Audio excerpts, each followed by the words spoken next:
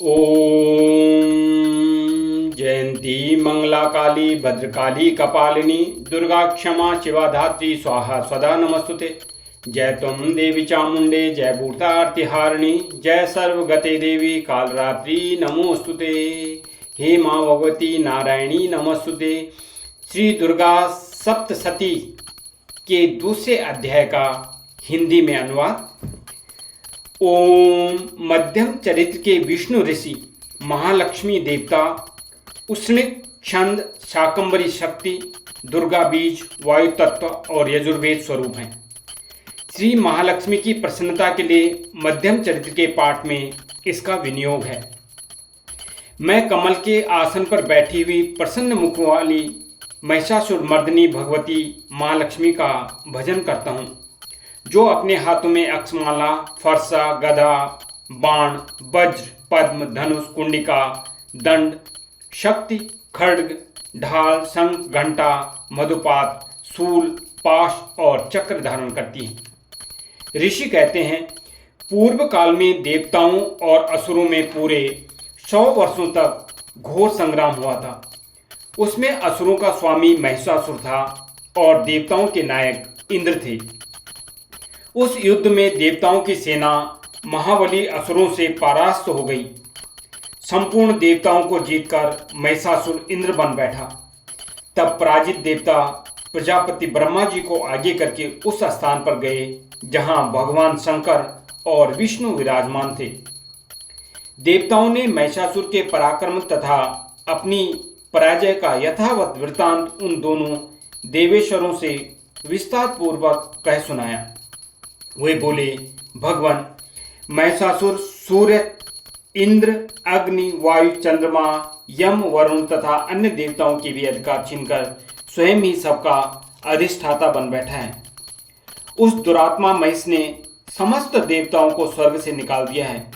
अब वे मनुष्यों की भांति पृथ्वी पर विचरते हैं। दैत्यों की यह सारी करतूत हमने आप लोगों से कह सुनाई।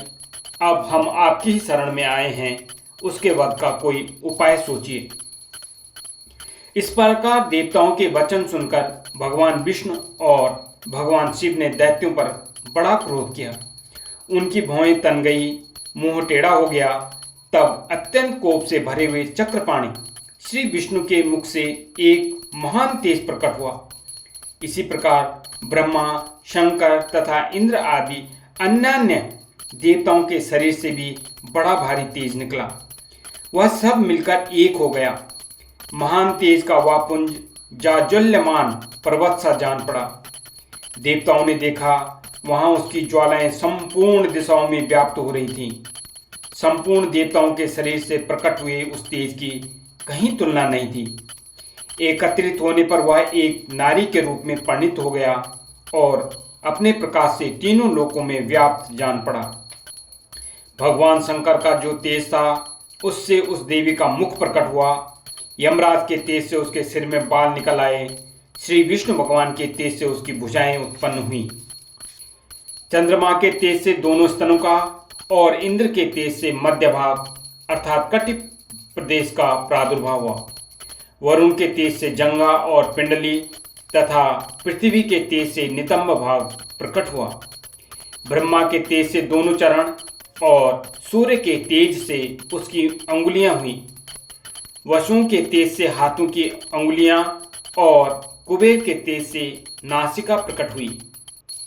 उस देवी के दांत प्रजापति के तेज से और तीनों नेत्र अग्नि के तेज से प्रकट हुए थे। उसकी भौहें संध्या के और कान वायु के तेज से प्रकट हुए थे। इसी प्रकार अन्य देवताओं के तेज से भी उस कल्याणमयी देवी का आविर्भाव हुआ।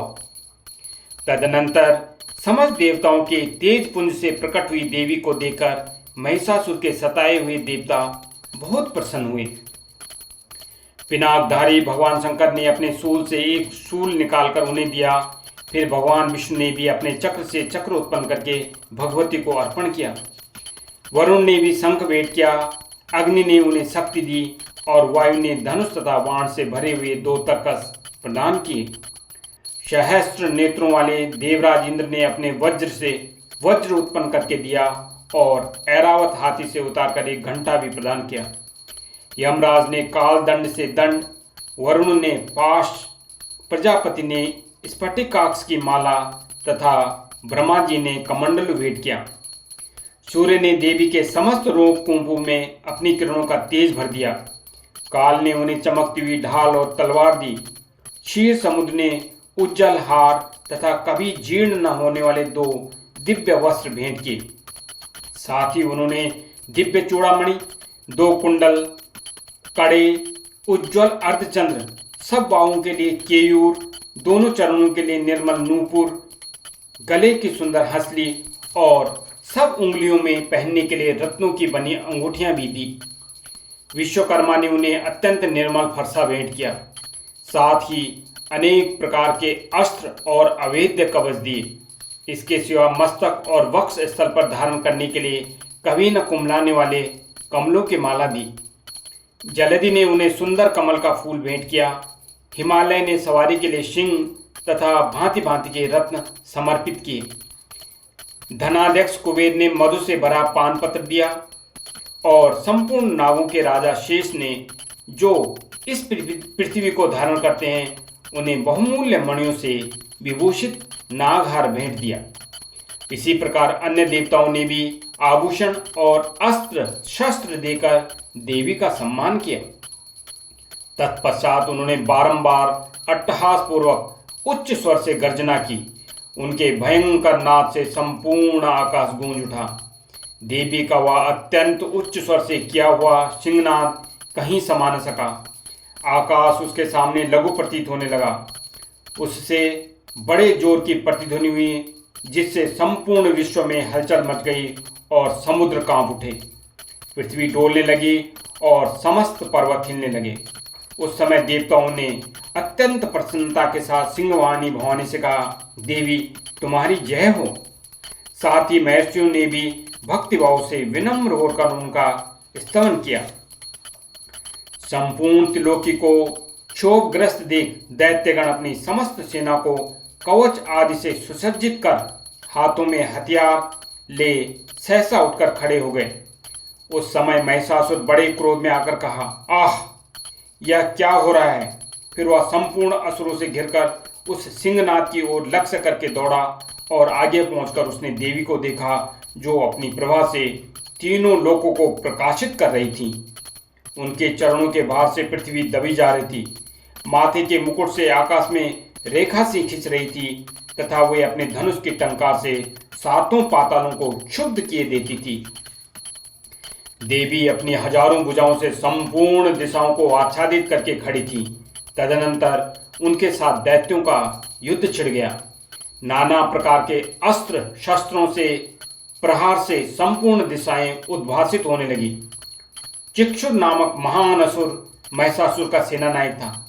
वह देवी के साथ युद्ध करने लगा। अन्य दैत्यों की चतुरंगणी सेना साथ लेकर चामर भी लड़ने लगा। 60,000 रथियों के साथ आकर उदग्र नामक महादैत्य ने लोहा लिया।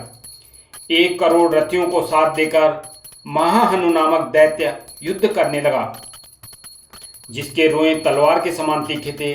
वह असिलोमा नाम का महादैत्य 5 करोड़ रथी सैनिकों सहित युद्ध में आ डटा। 60 लाख रथियों से घिरा हुआ बास्कल नामक दैत्य भी उस युद्ध भूमि में लड़ने लगा। परिवारित नामक राक्षस हाथी सवार और घुड़सवारों के अनेक दलों तथा 1 करोड़ रथियों की सेना लेकर युद्ध करने लगा। बिड़ाल नामक दैत्य 5 अरब रथियों से घिरकर लोहा लेने लगा।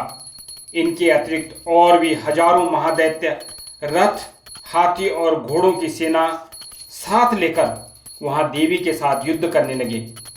स्वयं महिषासुर उस युद्ध रणभूमि में कोटि कोटि सहस्र रथ, हाथी और घोड़ों की सेना से घिरा हुआ खड़ा था। वे दैत्य देवी के साथ तोमर, भिंदीपाल, शक्ति, मूसल, खड्ग, परशु और पट्टिस आदि अस्त्र शस्त्रों का प्रहार करते हुए युद्ध कर रहे थे। कुछ दैत्यों ने उन पर शक्ति का प्रहार किया, कुछ लोगों ने पाश फेंके तथा कुछ दूसरे दैत्यों ने खड्ग प्रहार करके देवी को मार डालने का उद्योग किया। देवी ने क्रोध में भरकर खेल खेल में ही अपने अस्त्र शस्त्रों की वर्षा करके दैत्यों के वे समस्त अस्त्र शस्त्र काट डाले। उनके मुख पर परिश्रम या थकावट का रंच मात्र भी चिन्ह नहीं था। देवता और ऋषि उनकी स्तुति करते थे और वे भगवती परमेश्वरी दैत्यों के शरीरों पर अस्त्र शस्त्रों की वर्षा करती रही। देवी का वाहन सिंह भी क्रोध में भरकर गर्दन से बालों को हिलाता हुआ असुरों की सेना में इस प्रकार विचरने लगा मानो वनों में दावानल फैल रहा हो। रणभूमि में दैत्यों के साथ युद्ध करती हुई अंबिका देवी ने जितने निश्वास छोड़े वे सभी तत्काल सैकड़ों हजारों गणों के रूप में प्रकट हो गए और परशु, भिंदीपाल, खड्ग तथा पट्टिस आदि अस्त्रों द्वारा असुरों का सामना करने लगे। देवी की शक्ति से बढ़े हुए वे गण असुरों का नाश करते हुए नगाड़ा और शंख आदि बाजे बजाने लगे। उस संग्राम महोत्सव में कितने ही गण मृदंग बजा रहे थे। तदनंतर देवी ने त्रिशूल से, गदा से, शक्ति की वर्षा से और खड्ग आदि से सैकड़ों महादैत्यों का संहार कर डाला। कितनों को घंटे के भयंकर नाद से मूर्छित करके मार गिराया। बहुतेरे दैत्यों को पास में बांधकर धरती पर घसीटा। कितने ही दैत्य उनकी तीखी तलवार की मार से दो दो टुकड़े हो गए। कितने ही गदा की चोट से घायल हो धरती पर सो गए। कितने ही मूसल की मार से अत्यंत आहत होकर रक्त वमन करने लगे। कुछ दैत्य सूल से छाती फट जाने के कारण पृथ्वी पर ढेर हो गए। उस रणांगन में बाण समूह की वृष्टि से कितने ही असुरों की कमर टूट गई। बाज की तरह झपटने वाले देव पीड़क दैत्यगण अपने प्राणों से हाथ धोने लगे। किन्हीं की बाहें छिन्न भिन्न हो गई, कितनों की गर्दनें कट गई, कितने ही दैत्यों के मस्तक कट कट कर गिरने लगे। कुछ लोगों के शरीर मध्य भाग में विदीर्ण हो गए। कितने ही महादैत्य जांघें कट जाने से पृथ्वी पर गिर पड़े। कितनों को ही देवी ने एक बाह, एक पैर और एक नेत्र वाले करके दो टुकड़ों में चीर डाला। कितने ही दैत्य मस्तक कट जाने पर गिरकर फिर उठ जाते और केवल धड़ के ही रूप में अच्छे अच्छे हथियार हाथ में ले देवी के साथ युद्ध करने लगते थे। दूसरे कबंध युद्ध के बाजों की लय पर नाचते थे। कितने ही बिना सिर के धड़ आहतों में खड्ग, शक्ति और सृष्टि लिए दौड़ते थे तथा दूसरे दूसरे महादैत्य ठहरो ठहरो यह कहते हुए देवी को युद्ध के लिए ललकारते थे। जहां वह घोर संग्राम हुआ था वहां की धरती देवी के गिराए हुए रथ, हाथी, घोड़े और असुरों की लाशों से ऐसे पट गई थी कि वहां चलना फिरना असंभव हो गया था। दैत्यों की सेना में हाथी, घोड़े और असुरों के शरीर से इतनी अधिक मात्रा में रक्तपात हुआ कि थोड़ी ही देर में वहां खून की बड़ी बड़ी नदियां बहने लगी। जगदम्बा ने असुरों की विशाल सेना को क्षण भर में नष्ट कर दिया। ठीक उसी तरह जैसे तृण और काठ के भारी ढेर को आग कुछ ही क्षणों में भस्म कर देती है। और वह सिंह की गर्दन के बालों को हिला हिलाकर जोर जोर से गर्जना करता हुआ दैत्यों के शरीर से मानो उनके प्राण चुन लेता था। वहां देवी के गणों ने भी उन महादैत्यों के साथ ऐसा युद्ध किया जिससे आकाश में खड़े हुए देवतागण उन पर बहुत संतुष्टि हुए और फूल बरसाने लगे। इस प्रकार श्री मार्कंडेय पुराण में सावर्णिक मनवंतर की कथा के अंतर्गत देवी महात्म्य में महिषासुर की सेना का वध नामक दूसरा अध्याय पूरा हुआ। जय माता दी। जयंती मंगला काली भद्रकाली कपालिनी दुर्गा क्षमा शिवा धात्री स्वाहा स्वधा नमस्तुते। जय त्वं देवी चामुंडे जय भूतार्तिहारिणी जय सर्वगते देवी कालरात्रि नमोस्तुते।